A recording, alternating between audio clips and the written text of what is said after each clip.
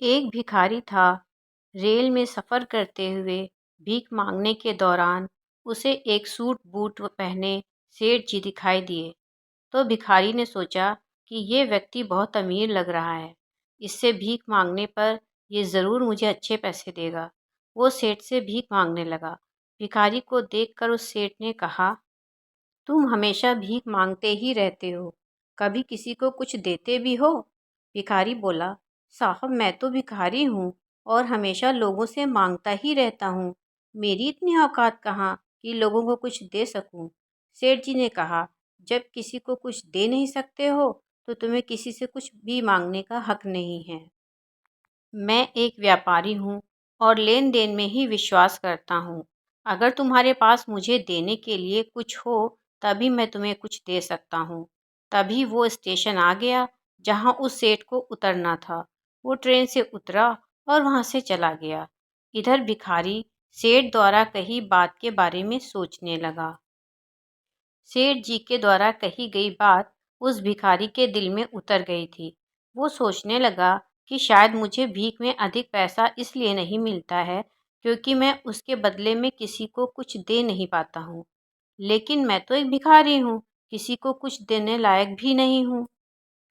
लेकिन कब तक मैं लोगों को बिना कुछ दिए केवल मांगता ही रहूँगा। बहुत सोचने के बाद भिखारी ने निर्णय लिया कि जो व्यक्ति उसे भीख देगा तो उसके बदले में वह भी उस व्यक्ति को कुछ ज़रूर देगा। लेकिन अब उसके दिमाग में ये प्रश्न चल रहा था कि वह तो खुद एक भिखारी है, तो भीख के बदले में वह किसी को क्या कुछ दे सकता है। यही बात सोचते हुए पूरा दिन गुजार दिया, लेकिन उसे अपने प्रश्न का कोई उत्तर नहीं मिला। दूसरे दिन जब वह स्टेशन के पास बैठा हुआ था, तभी उसकी नज़र कुछ फूलों पर पड़ी जो स्टेशन के आसपास के पौधों में खिल रहे थे। अपना ये विचार अच्छा लगा और उसने वहाँ से कुछ फूल तोड़ लिए। वो ट्रेन में भीख मांगने पहुँचा। जब भी कोई उसे भीख देता तो वह उनको भीख के बदले में कुछ फूल देता। उन फूलों को लोग खुश होकर लेते और अपने पास रख लेते। अब भिखारी रोज़ फूल तोड़ता और भीख के बदले में उन फूलों को लोगों में बांट देता था। कुछ ही दिनों में उसने महसूस किया कि अब उसे ज़्यादा लोग भीख देने लगे हैं। वो स्टेशन के पास के सभी फूलों को तोड़ लाता था। जब तक उसके पास फूल रहते थे, तब तक उसे बहुत से लोग भीख देते थे। लेकिन जब फूल बाँटते-बाँटते ख़त्म हो जाते, तो उसे भीख नहीं मिलती थी। अब रोज़ ऐसे ही चलता रहा। एक दिन जब वो भीख मांग रहा था, तो उसने देखा कि वही सेठ जी ट्रेन में बैठे हैं, जिनकी वजह से उसे भीख के बदले फूल देने की प्रेरणा मिली थी। वो तुरंत उन सेठ जी के पास पहुंच गया और भीख मांगते हुए बोला, आज मेरे पास आपको देने के लिए कुछ फूल हैं। आप मुझे भीख दीजिए, बदले में मैं आपको कुछ फूल दूंगा। सेठ जी ने उसको भीख के रूप में कुछ पैसे दे दिए और भिखारी ने कुछ फूल उन सेठ जी को दे दिए। सेठ जी को यह बात बहुत अच्छी लगी। सेठ जी ने कहा, वाह, क्या बात है! आज तुम भी मेरी तरह एक व्यापारी बन गए हो। इतना कहकर फूल लेकर सेठ जी ट्रेन से उतर गए। लेकिन उन सेठ द्वारा कही गई बात एक बार फिर से उस भिखारी के दिल में उतर गई। वो बार बार उस सेठ के द्वारा कही गई बात के बारे में सोचने लगा और बहुत खुश होने लगा।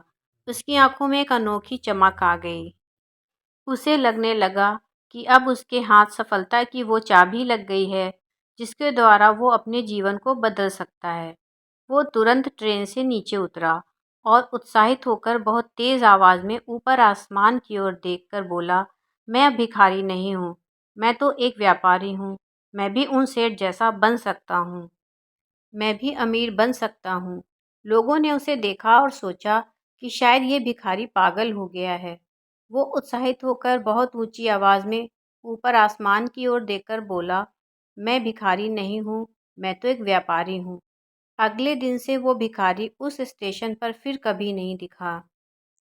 एक वर्ष बाद उसी स्टेशन पर दो व्यक्ति सूट बूट पहने हुए यात्रा कर रहे थे। दोनों ने एक दूसरे को देखा तो उनमें से एक ने दूसरे को हाथ जोड़कर प्रणाम किया और कहा, क्या आपने मुझे पहचाना? सेठ ने कहा, नहीं तो, शायद हम पहली बार मिल रहे हैं। भिखारी बोला, सेठ जी याद कीजिए, हम पहली बार नहीं बल्कि तीसरी बार मिल रहे हैं। सेठ जी ने पूछा, पहले कब मिले थे हम? अब पहला व्यक्ति मुस्कुराया और बोला, पहले भी 2 बार हम इसी ट्रेन में मिल चुके हैं। मैं वही भिखारी हूँ जिसको आपने पहली मुलाकात में भीख के बदले में कुछ देने की सीख दी थी और दूसरी मुलाकात में बताया था कि वास्तव में मैं कौन हूँ। नतीजा यह निकला कि आज मैं फूलों का एक बहुत बड़ा व्यापारी हूँ और इसी व्यापार के काम से दूसरे शहर जा रहा हूँ। आपने मुझे पहली मुलाकात में प्रकृति का नियम बताया था, जिसके अनुसार हमें तभी कुछ मिलता है जब हम कुछ देते हैं। लेन देन का यह नियम वास्तव में काम करता है। मैंने यह बहुत अच्छी तरह महसूस किया है, लेकिन मैं खुद को हमेशा भिखारी ही समझता रहा। इसके ऊपर उठकर मैंने कभी सोचा ही नहीं था और जब आपसे मेरी दूसरी मुलाकात हुई, तब आपने मुझे बताया कि मैं एक व्यापारी बन चुका हूँ। अब मैं समझ चुका था कि मैं वास्तव में एक भिखारी नहीं, बल्कि एक व्यापारी हूँ। तो मित्रों, भिखारी ने खुद को जब तक भिखारी समझा, वो भिखारी ही रहा और जब उसने खुद को व्यापारी मान लिया, तो वो व्यापारी बन गया।